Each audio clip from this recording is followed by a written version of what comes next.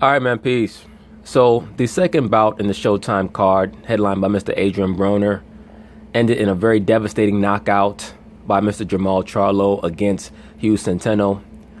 I don't remember if I'd ever seen Hugh Centeno fight before this fight, and oftentimes if I cannot remember if I've seen a certain boxer fight before, it's normally because they were not worth remembering, and he certainly was not. The dude was extremely uncoordinated. He looked like he showed up for the fight as if he thought he was actually appearing for a photo shoot with Abercrombie and Fitch. The man had about 5 pounds of gel in his hair.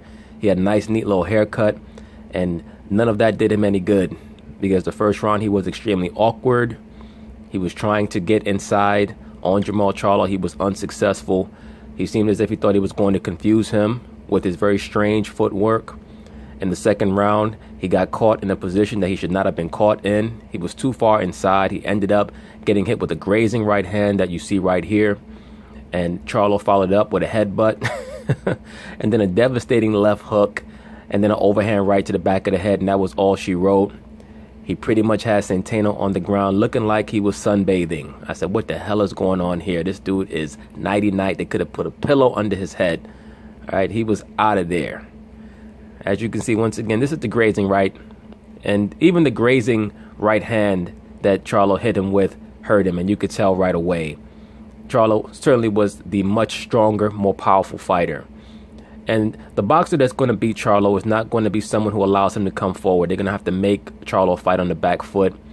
And you don't necessarily have to be a power puncher to make a boxer puncher like Charlo fight going backwards. Sometimes you could just have him off balance with footwork, jabs to the body, etc. But Charlo will be a tough nut to crack in the middleweight division because he's so big. Even for the middleweight division, he's rather large. And most of the opponents that he'll face will most likely not match his dimensions, even though I would love to see him against a Danny Jacobs. This was the headbutt that occurred right after Charlo hit Centeno with the grazing right hand. And once again, this oftentimes happens when fighters get a little too close. What great boxers are often masters of is distance.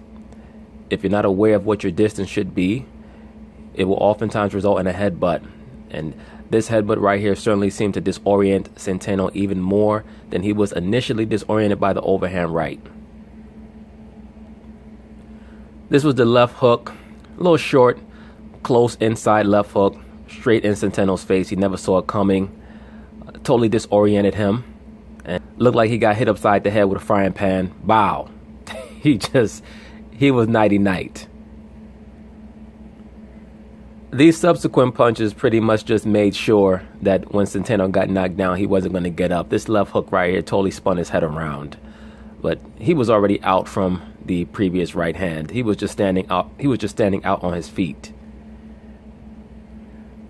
And this right hand, this is what's going to send him to the hospital most likely. Looked like somebody broke a flower vase over his head. Here's Centeno heading to the ground, looking like Neo at the end of the Matrix when he's dodging the bullets.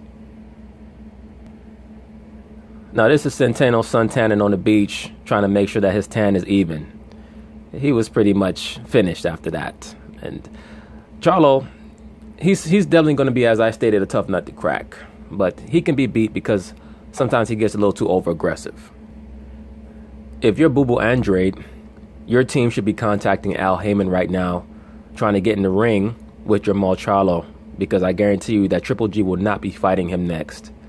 Triple G does not want to see a 5'11", damn near 6 foot middleweight fighter with power in both hands, who has relatively good foot movement. His foot movement is not as good as his twin brother Jamel's footwork, who currently is champion at 154.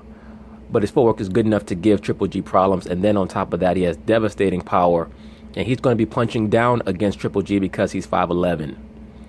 At this point in Gennady Golovkin's career, I don't think that he wants to deal with those type of problems.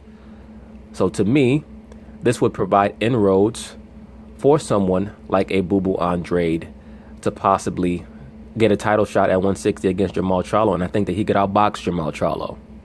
I think that he could. For anyone who's seen Demetrius Boo Boo Andrade fight, you know that he has the goods. He just does not make the best decisions. But we'll see what happens. The sky is the limit for Jermall Charlo. just as it is for Gervonta Davis. But anyway, peace.